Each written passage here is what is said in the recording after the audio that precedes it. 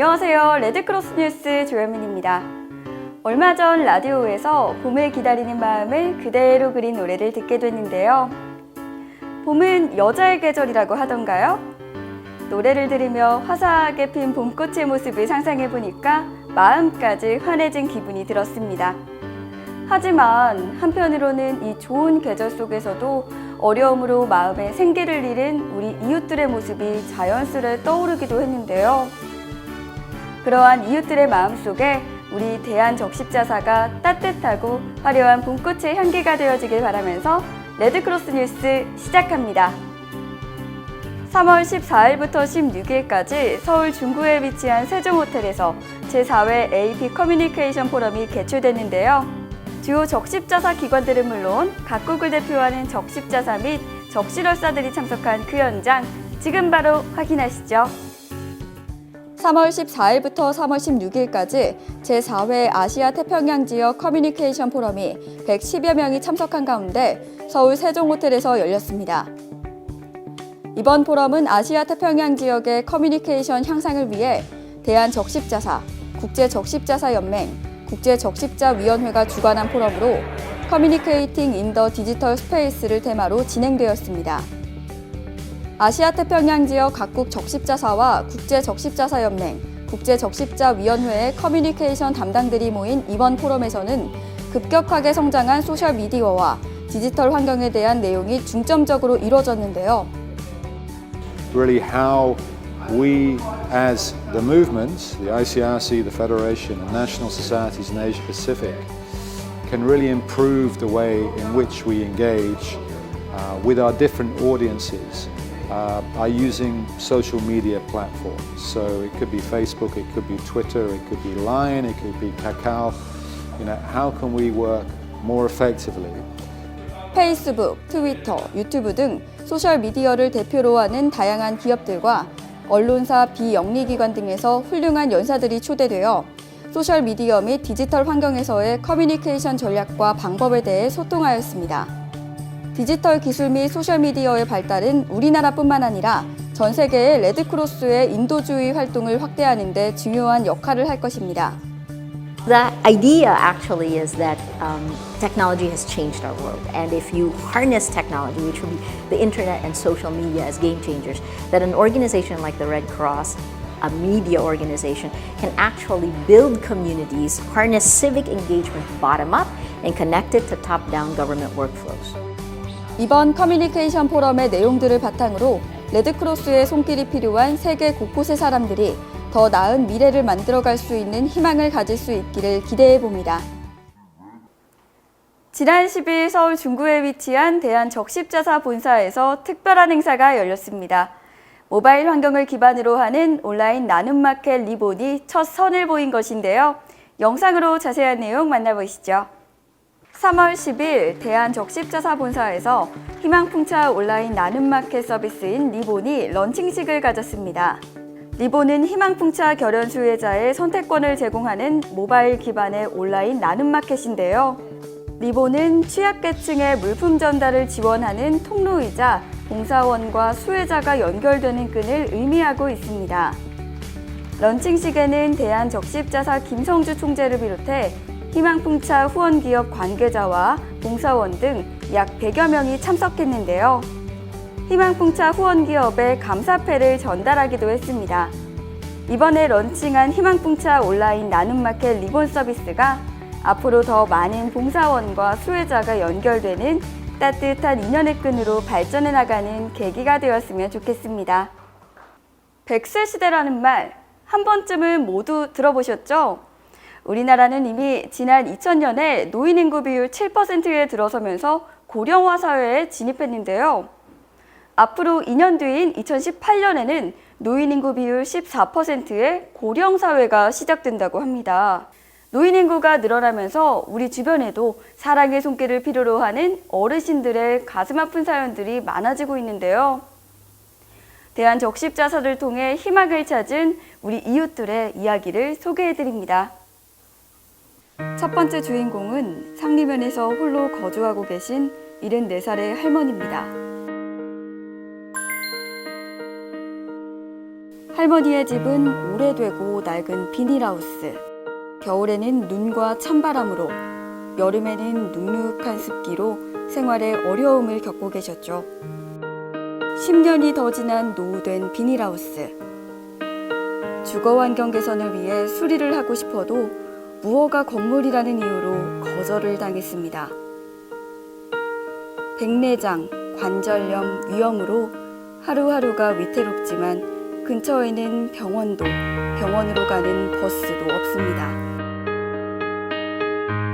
어려운 형편에도 택시를 타야 하는 상황. 기초생활수급비로 생계를 꾸려나가는 할머니에게 택시로 나가는 교통비는 또 다른 무거운 짐이 되고 있습니다. 슬아의 아들이 하나 있지만 그 역시 수급자로 어린 손주를 살펴야 하기에 할머니에게 신경을 쓸 여력이 없습니다. 척박한 야산에서 힘겹게 하루하루를 버티는 할머니. 할머니의 소원은 단 하나. 춥지 않고 덥지 않은 아담하고 깨끗한 방 하나였습니다. 대한적십자사와 예산군청, 우체국 공익재단, 한국레미콘을 비롯 상리 민간사회 안전망의 도움으로 실현된 할머니의 작은 바람. 모두의 도움으로 할머니의 외로운 방안이 환하게 밝아졌습니다. 대한적십자사. 오늘도 우리는 희망을 찾아 나섭니다.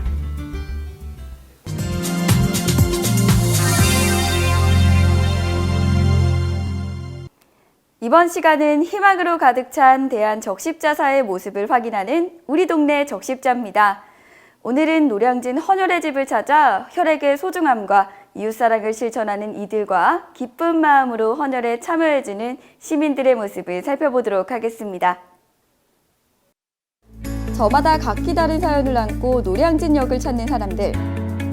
우리가 익히 알고 있듯 내일을 향한 꿈과 희망을 가진 청춘들이 가득한 이곳에 노량진역 헌혈의 집이 자리하고 있습니다. 고시학원과 대학 입시학원은 물론 고시원들이 자리하고 있어 유동인구가 많은 것이 특징이라고 할 수 있습니다. 노량진 헌혈센터는 2008년 12월 11일 개선 헌혈의 집으로서 연중 350일 이상 20시까지 운영되고 있습니다. 주요 헌혈층은 20대와 30대가 67% 정도를 차지하고 있고요. 2014년에는 약 2만 7천 명, 2015년은 2만 6천 명 정도가 헌혈에 참여해 주셨습니다. 아늑한 분위기를 자랑하는 노량진 헌혈센터. 이곳은 주변 입지 특성에 걸맞게 헌혈에 동참하는 연령대가 20대부터 30대로 젊은 편에 속합니다. 우선 저 같은 경우는 어렸을 때 수술을 되게 많이 했었는데 이제 그때마다 의사 선생님 분들께서 이제 그 피가 많이 모자라다라는 교육을 많이 해주셨어요. 그래서 이제 저도 이제 나이가 되면 헌혈을 해봐야겠다라는 생각을 가지고 있어서 이제 고등학교 때부터 이제 헌혈을 시작하게 되었습니다. 고등학교 때 같은 경우는 시간이 많이 부족해서 1년에 한두 번 정도밖에 못했었는데 대학교 와서는 그래도 한 4-5번씩은 하고 있는 것 같습니다. 이제 조금은 오래된 피를 뽑아야 되면 이게 심장 쪽에서 새로운 피를 뽑아내서 오히려 제 피도 맑아진다고 해요. 그래서 개인적 건강 측면에서도 굉장히 헌혈은 그 장점이 크다고 생각을 합니다. 생명의 기로에 선 이들에게 새로운 희망이 되는 헌혈. 그런데 헌혈을 하는 것이 우리 몸의 건강에도 도움이 된다고 합니다. 미국 국립보건연구소에 따르면 헌혈을 한 사람이 심장질환에 걸릴 확률이 헌혈을 하지 않은 사람에 비해 86%나 낮았다고 하는데요. 그 이유는 헌혈을 통해 몸속에 있는 과다한 철분이 몸 밖으로 빠져나가기 때문이라고 합니다. 또한 주기적으로 헌혈을 하게 되면 몸속에 쌓인 중금속을 비롯 오염물질을 배출해 몸속 혈액을 더욱 깨끗하게 해준다고 합니다. 보통은 전혈의 경우에는 1년에 5회 가능하시고요.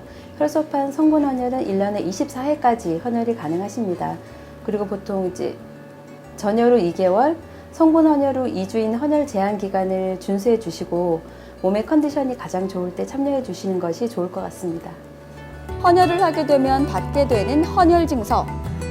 이 헌혈증은 수혈을 받을 때 사용된다고 하는데요. 수혈을 받은 환자가 헌혈증서를 제출하면 본인 부담 금액의 한도 내에서 진료비를 공제받을 수 있어 어려운 환경에 처한 이들에게 큰 도움이 된답니다. 혈액은 인공적으로 만들 수가 없습니다. 잠깐 시간을 내주셔서 헌혈에 참여해 주신다면 병원에 계신 환자분들에게 정말 따뜻한 온정이 전달될 것 같습니다. 헌혈은 기적을 만들 수 있습니다. 감사합니다. 사랑의 마음으로 더 행복한 내일을 만들어 나가고 있는 노량진 헌혈의 집. 수많은 청춘들의 꿈이 노량진 헌혈의 집의 희망과 함께 커나가길 바랍니다.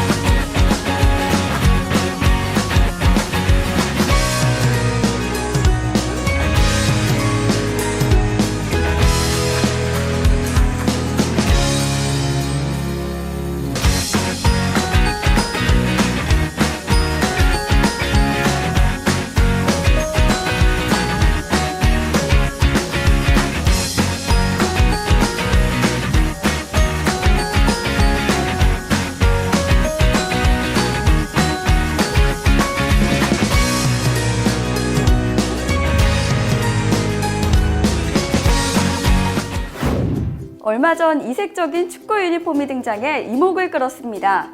덴마크 스포츠용품 업체인 험멜이 이슬람 문화권의 여성 축구 선수들을 위해 히잡이 달린 유니폼을 출시한 것인데요.